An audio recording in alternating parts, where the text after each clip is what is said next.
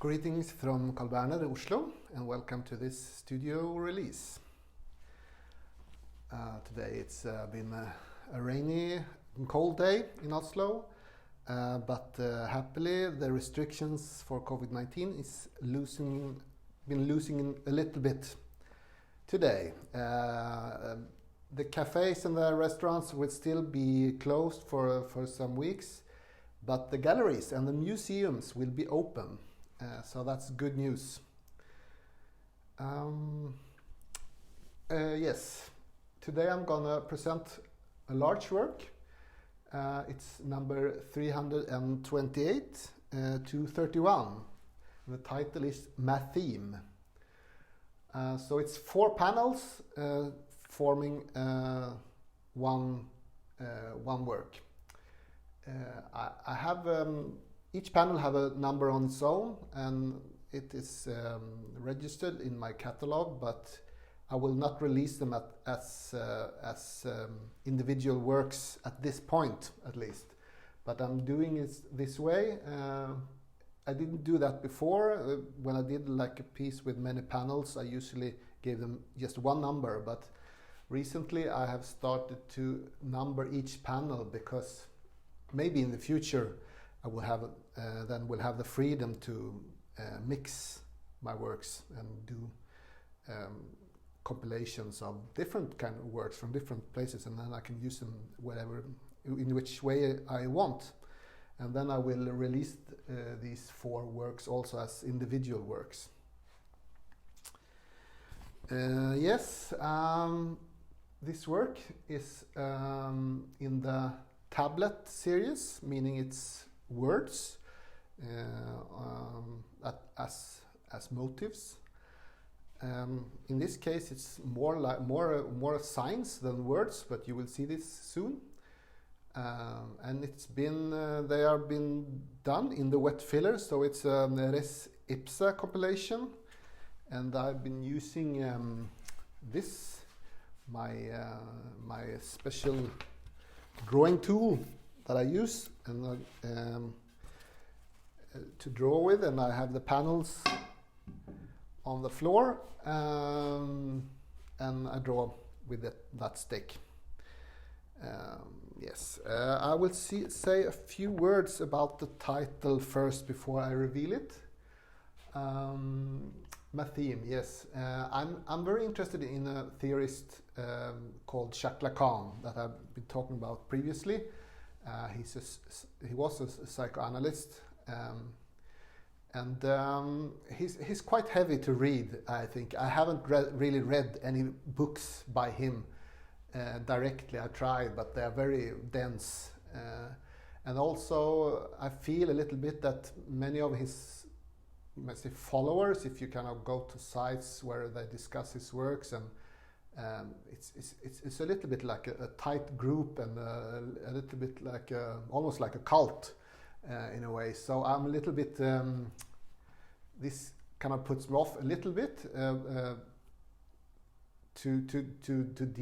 Too much into his thinking. But I'm introduced to his thinking through another philosopher, Slavoj Žižek, who I started reading in the 90s. And I read quite a few of his books, and they are quite easy to read, I feel, even though parts can be difficult, but he uses references from pop culture and stuff like that a lot. So he's and he's quite funny also. So it's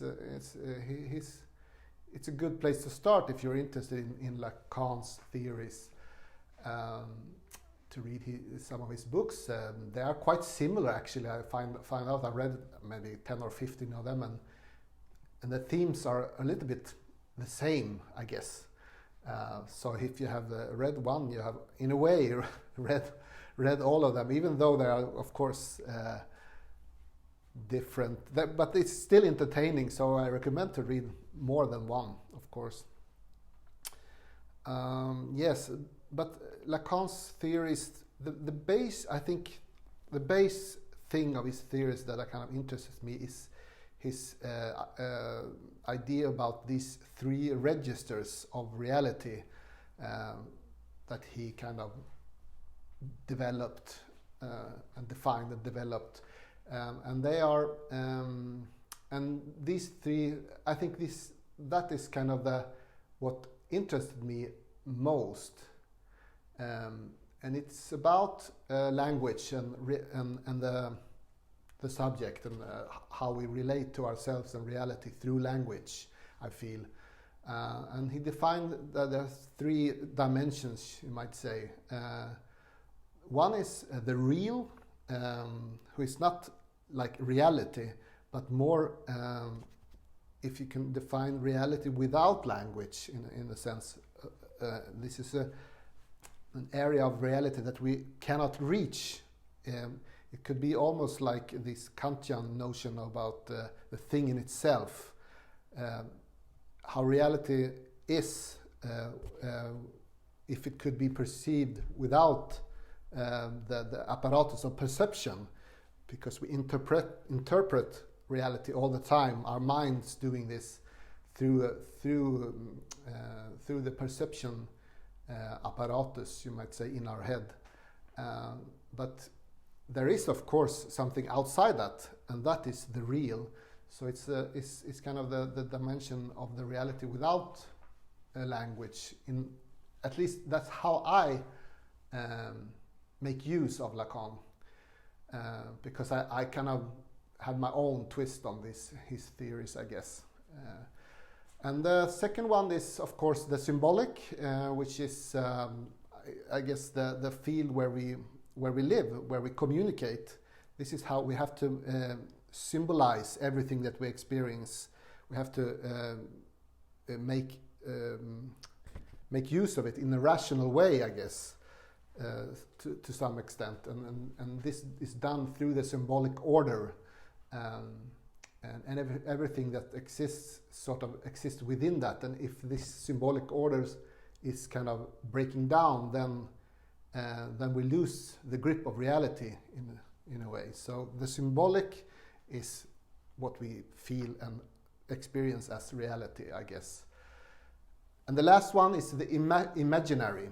And to me, this is the feel, you can say, maybe before language, or the pure language, and I guess language in itself almost. So it's a sort of the language that we have in our minds before we use it, I would say. Because we have an idea of what we want to kind of, what we are thinking even, but especially what we want to say and communicate. And we have some sort of, in our minds, this feels like a clear notion, a clear idea. But when it's tried to express it, even to ourselves, but then also try to express it into the world and communicate it, it slips away from us, because then the real seeps in and it gets complicated. But the imaginary is kind of this, before that happens, this dream-like or maybe idea-like conception of reality in itself, language in itself. And to this register also, I believe, is the language of mathematics, I guess, like a pure thing. We talk about a circle or a line, and this exists only purely mathematical in a way. If you have to try to draw a straight line in reality, it will dissolve. If you go closer and closer, you will see that there's no kind of clear cut there, and there's no straightness in reality either. But there is a mathematical idea of a straight line or a point, or a perfect circle or anything like that. So the mathematical world is also part of the imaginary register in Lacan. And I think that why this idea with these three registers resonated so much with me is because he describes them that they are kind of intertwined, these three registers, in something like a Borromean knot, A Borromean knot is sign that is kind of constructed by three circles that kind of go into each other in a way that they are connected like a chain. But if you take one away, all the three of them kind of falls apart. So this is called a Borromean knot, and Lacan says that these three registers, the imaginary, the real, and the symbolic, is kind of mixed together like that we can't take one away without the others falling apart, in a sense. And this resonates with me because when I was young, I was sort of raised beside the church in my small town, and I thought a lot about God when I was really young. But when I got older and did my communion, I kind of lost faith. But I learned a lot about how we have these three. In Christianity, we also have this three-parted division of the world, with God, and we have Jesus, and we have the Holy Spirit, right? So to me, I thought more about this in a philosophical way when I was young, and to me, I interpreted this that this God kind of symbolizes eternity in a sense, like a word without time that has always been there. So this could be, in that sense, the real, I guess. And the next one, I guess, was Jesus. I kind of connected to the moment in time. This moment that we all live in. We always is in the now, and the now is kind of moving through time. But we cannot go back to the past, or we cannot go into the future. We are kind of stuck in the now. So to me, this was kind of the earthly part of divinity. So this was kind of Jesus symbolizes that. But through this, we have also the Holy Spirit, which would be the ideal time that's moving from the beginning to maybe to the end then. So this three-parted thinking of reality was kind of close to me. So when it's not the same. You can't I wouldn't say I kind of interpret them in the same way, but I think it's this way of thinking with a threesome whole kind of resonated with me. Okay, I talked too much about this. Let's move on to this artwork, and I will take down the covers now. It's going to be a little bit tricky, so I hope I don't get the stones in my head. Let's see, I take this off first, I guess.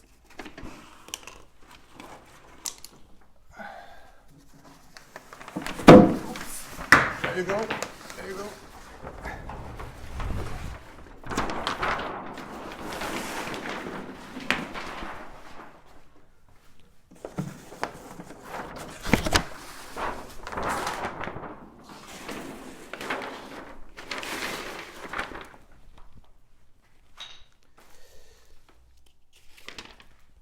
So here we are. Let's put these away.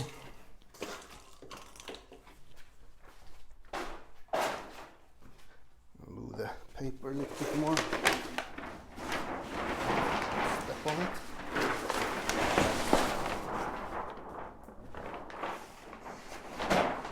Sorry about this. This is how we do it when it's live. So, here we are, number 328 to 331, Matheme.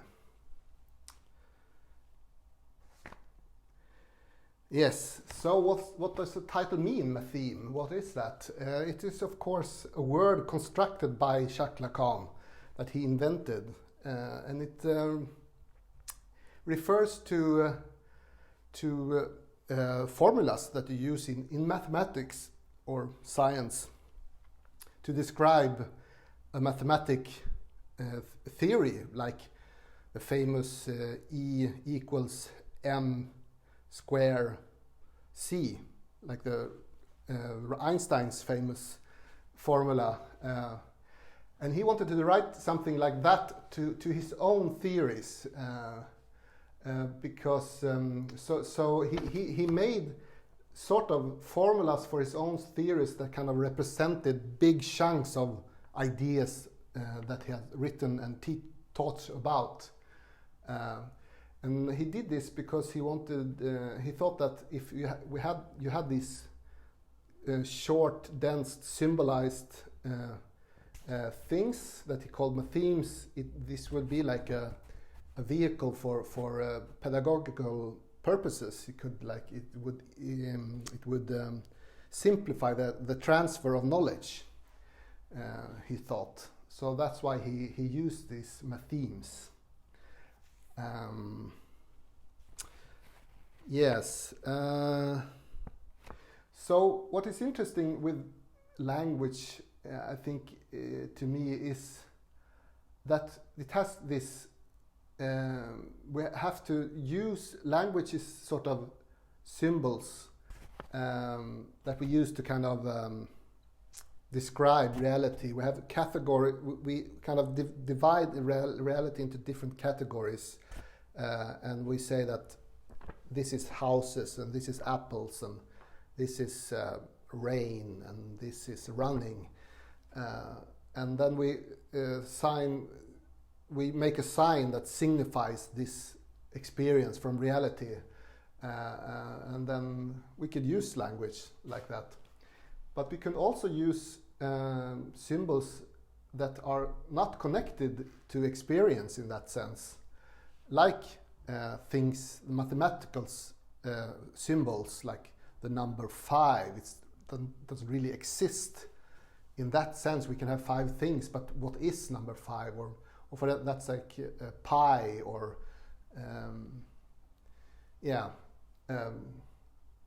these concepts from science or from math that kind of describes something abstract. So science can also refer to abstract concepts, and so this part of language kind of is all about language. It's science about areas purely within language. So it doesn't really come out to reality in a sense. It doesn't go. It doesn't point to something concrete or direct in reality, but to something in language. But there's something funny about this, I think, because these signs, when we have like we write the word house, we have directly an idea of what the house is, and we can kind of see it in our minds. So it doesn't pay so much attention to the signs, to the letters that's spelling out the word house. It's kind of secondary, but it's still, the signs has to be there in reality, right? It has to be shaped in a certain way to be communicated. You have to write them on the paper or read them on the computer or something. But the reality of the sign, the physical shape of the sign, is kind of kind of easy to kind of ignore, I guess. But with these signs that point to something abstract that we might not even have an idea what it is, like with this formula, this matheme, that I guess not so many people maybe know what it actually means, then the physical shape of the signs kind of comes to forward, and it becomes this part of the visual form, in a way, paradoxically, have a greater significance. So you kind of pay attention more to how the words are done and how they look as a shape more than what it actually means. So this I feel is interesting because this is underlying in all signs, I guess, that all signs are really shapes. We have to communicate, we have to write them in a matter, we have to inscribe them into matter to use them, to communicate them, or we have to speak them, and then the sounds are kind of vibrating the matter in the air, right? So there's a materiality to communication, to language that are communicated, that kind of shapes it and makes it into something else. And this is very interesting to me. This is what I work with a lot. But it comes even more clear, I feel, in a way, when you use signs like this formula. So what does this formula, this matheme, means to Lacan? It's actually the matheme for imagination, he says. It's pronounced like this. The barred S is in a relationship to the object cause of desire, and in French, he was French. He calls that objet petit a. I can't pronounce French, but something like that. So this is the objet petit a, but that is pronounced in English like the object cause of desire. So this is what it says here, and so we first have this barred subject, and this means the subject that is split between the conscious I and the subconscious I, like the experience we learned from Freud. Of course, but not only that, it also means that the subject somewhere inside himself always has a lack. There's a part missing, because the subject feels that from the original, from when it was born, somewhere it was kind of a natural part of reality. But somewhere along the line, we become self-aware. And when we do that, we see that, okay, I'm here inside my head, and the world is outside, and we are not the same. There's a difference between me and the world and other people. And nobody can really look into my mind. I'm alone in here. So we feel that we lost this direct connection to reality. There's something missing. And also we've realized that there is something inside us that we can't access, that we don't know really what it is. And this is experienced in a way as a lack.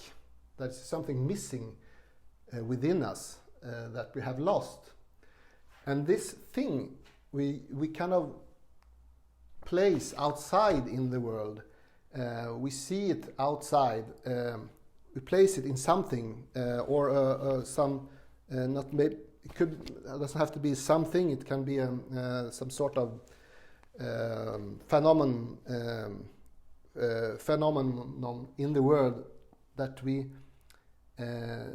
we place this lack there and say, oh, that is it. We need. If I only can get that, then I will be complete. We feel that there's something in the world that we cannot need to acquire somehow, or learn, or master, or learn, and then we will be completed somehow. This is, of course, a subconscious process to the most part, but psychoanalysis is about how to kind of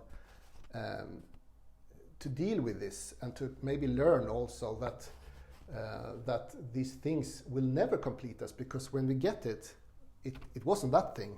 We have to kind of do it over and over again. We will never be finished with this work, because this lack, I guess, that we have inside, that we feel is inside of us, is maybe a figment of our own imagination also. It's kind of maybe a result of that. We use language, and by language we can become defined, clear subject with a free will that are kind of disconnected from the rest of the world.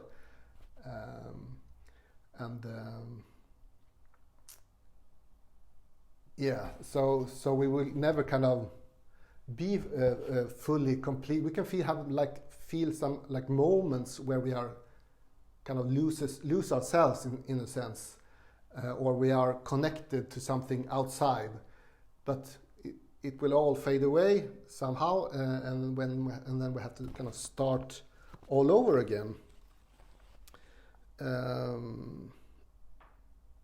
Yes. So this subject, the barred subject, the people who we are, and this object cause of desire, where we kind of place our desire, it's in an impossible relationship, you might say, because it can never be fulfilled. So that's why we have this lesser than sign, and we have this greater than sign. The kind of it's both. The subject is both lesser than and greater than this object cause of desire. So it's a sort of a insoluble and an impossible relationship, these two agents. But usually, of course, this Matheme is written on a one line, but I have split it here, so I made it on two lines, and this kind of changes a little bit also how you experience it. But because suddenly I realized after it was done that there's an opening here on the diagonal, so maybe there is kind of a connection here. If you kind of go where you're not supposed to go, maybe you could find a way to connect the subject, the bar subject, with this object cause of desire that, of course, usually also is love, right? Relationships to other people. But it could be many things. Yeah, so I would say that this formula is also, in a sense, the primordial, the original driving force behind any human endeavor that is not kind of propelled by bodily, physiological drive or urges like have food and shelter and stuff like that. This is kind of controlled by biology, but all kind of psychological drive or desire is a better word that we have, is behind everything that we kind of do and the choices we take in life, and it has created the society that we have, I feel. So this is why I also think it's so interesting to think about these things, because it kind of explains everything in society, the political situation and science and religion and everything. Yes. So you can also say that, like I said, it could be love, it could be like also be your job, right? Your mission in life.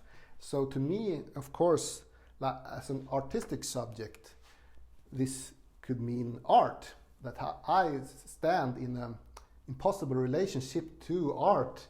I see in art always that's something there that will complete me, but I have to kind of consume it over and over again, especially also with my own art, I guess, because I try with my art to be an artist and to do artworks. I kind of feel it's my way of connecting to the outside world, in a sense, and to build a bridge behind my inner self, my disconnection, my alienation from the world, through art. But it's never finished, it never really works. So I have to do it all over and over and over again. So this is kind of course, my personal touch to this Matheme. But I want to finish with saying that, of course, you can also see that this barred subject that Jacques Lacan called it is also the dollar sign. So maybe capital is in an impossible relationship with the art also. It can never really connect, but it stands in a, it's always connected in this impossible relationship. You cannot disconnect either. So this is also an interesting angle to this idea also. I think I have said enough. I'm going to show you some close-up of this work, and then we can wrap this up.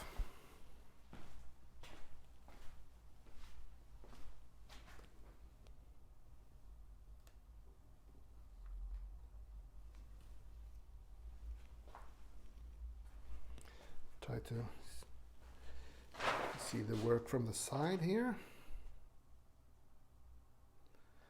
And then a little bit of a... Here you can see the cracks. You can see that it's in no way a perfect, it's in no way perfectly smooth or crafted, but from the far it looks very graphic and flat, but when you come close to it you see all the bubbles and irregularities in the filler, and this is how I like to do it. Put it back.